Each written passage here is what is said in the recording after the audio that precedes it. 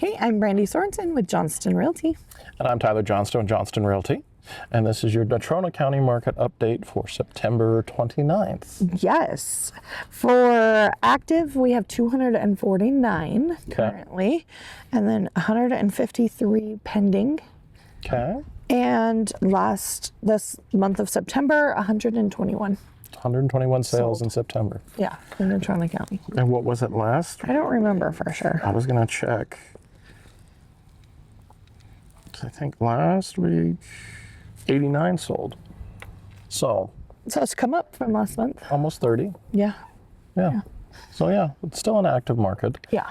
It's definitely a good time if you're thinking about selling. Reach out to us. We'd be happy to give you a price opinion and just kind of let you know what your property's worth. If you see that dream home on the horizon coming on the market, and you want to be able to, or are thinking about wanting to purchase it, it's definitely, the more information you've got, the better you are to go. For sure. So reach out to us if you want to see a house or if you want to know about your house. So how was your weekend, Ty? Oh, it was good. Didn't do a whole lot. Your son went to homecoming? He did. How did you know? I don't know. It's like we already talked about it. Yeah. No, it was homecoming. The team didn't do so well, but dance was Saturday night. Everybody seemed to have fun, so. That's what matters, yeah. You? Same thing. Boys had a football game. Our team won this year. We lost last year, so you win some, you lose some. But this year they won their homecoming game, and then it was homecoming on Saturday. The dance and everything? Yep. The dance, and both boys had dates, and it's so much easier having a boy than a girl. I'm a little nervous for when the girl comes up, but it's fine. Yeah, Brighton ordered a shirt and a tie, and then the date's dress didn't come in, so then he just took the tie off.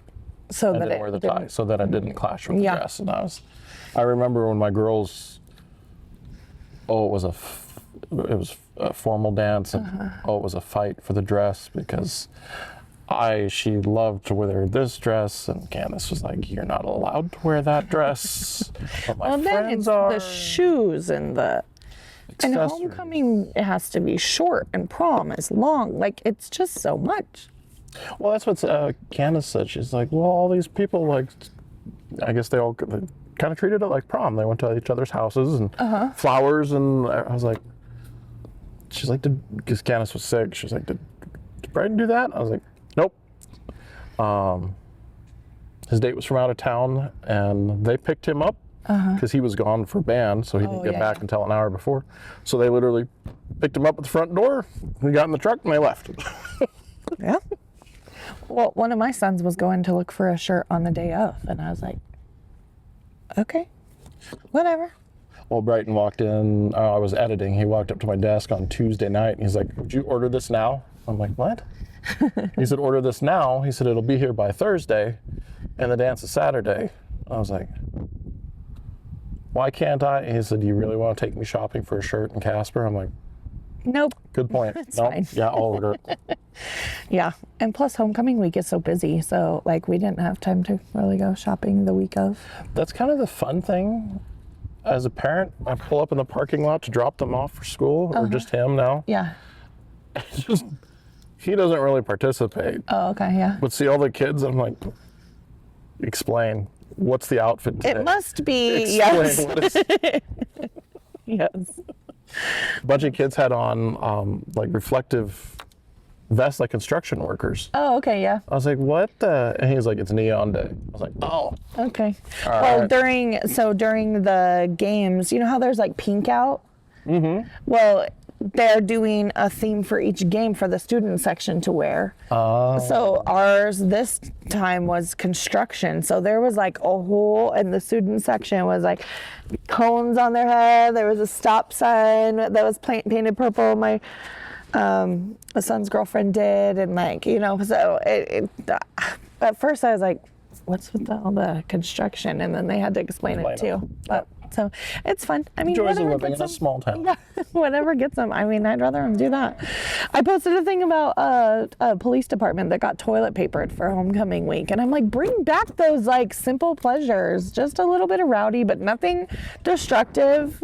I saw one of those too, and it's homecoming week, my student TP'd my house, and it's the Ring camera, and it's all black and white, and he's walking the toilet paper around the pillars in front, and all of a sudden he says the kid's name. He goes, the kid froze. He's like, "Hi, Mr. Jones.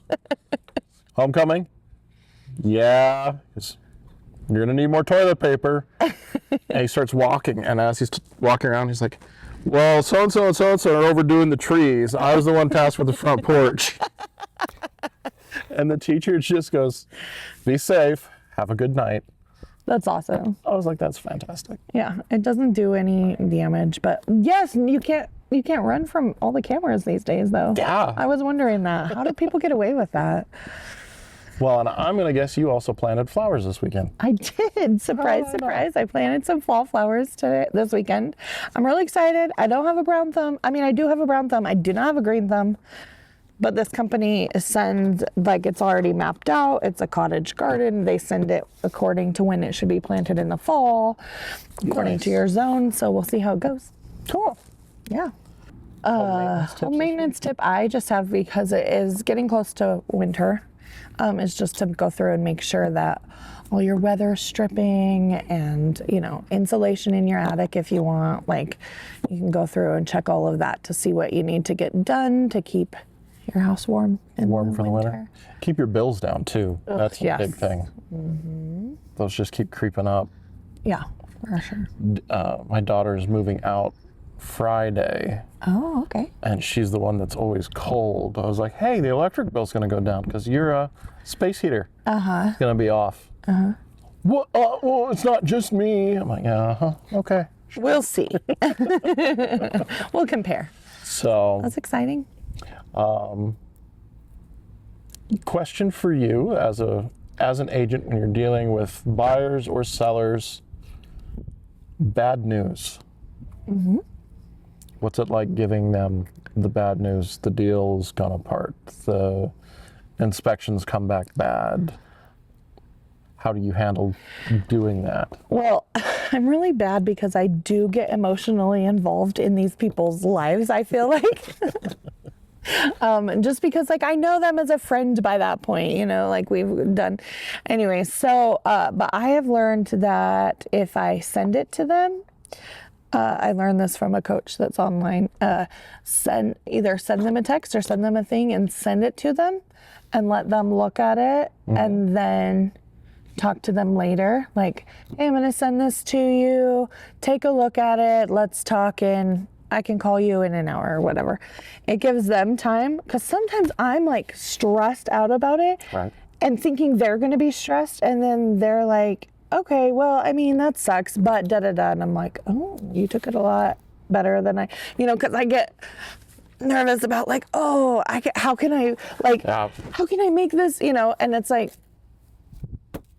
sometimes I get more worked up and so if I just let them and then tell me, okay, what you took a look at it, what do you think? Yep. And then go off of it then, and instead of me being like, okay, it's not that bad, da-da-da. And it's like, yeah, I didn't think it was that bad, but now I do, what's wrong? Yep. What do you think? I agree. It's one of those, there's always going to be the gut reaction, which is, depending on the news, usually it's anger. Frustration, all that type of thing. But you just got to get past that. And so I'll do the same thing. Give them a call, say, hey, this is the thing. I'm going to send it to you. Take a look at it. I'll call you later. Or I always just, if I've got it and we've got time, I'm like, hey, I'm going to send you this. Take a look at it. We don't have to answer until blah, blah, blah. So it's not something that we have to fix or address now. We've got options. I usually, if it's a repair request to my sellers, I usually try to figure out, if it's something I've got, it's radon. I know the basement's got unfinished, it's over in a corner, it's $1,500, give or take. Right. So then I can kind of be ready with that information, be like, okay, they're asking for these things, but I want you to know this is what it's going to cost. This is what this is. This is what this means. Right. Just so that way they've got more information for when they're. Than just assuming it's going to be $1,000 or $10,000. Yeah. Yeah. And that's just, I think if they've got more information with the news, that's just kind of a better, to get past it or start to do that negotiation process. I also think that giving them all the possibilities ahead of time, like they could come back and ask for a whole lot or none, like whatever it is, it's like, here's what could happen. I would rather you be prepared that it could be this and then surprised. I don't say it could be really bad, but I say it could be anywhere from here to here. We'll just see what happens and we'll address it when it gets here so that they're not surprised when people come back and ask for repairs. Right. Well, and then you've even got the other flip side where I've had it happen a few times in this last 3 months. Everything's set, everything's ready to close, and then literally 3 or 4 days before, the buyer just says, I don't want to. I don't want to. And then it comes back to my seller saying, but we have a contract. Real world, contract world, you do. Yep. Practical, how you're actually going to deal with it and solve it are two completely different things because of the time and the cost. Right. Yes, I mean, if everything you has been absolutely done, could sue them. Yep, you absolutely can. It's going to cost you whatever, XYZ. I found out recently the 4 different attorneys I talked, a minimum of a $10,000 retainer up front just to file the suit. And then a minimum, depending, it could be 12, 18 months.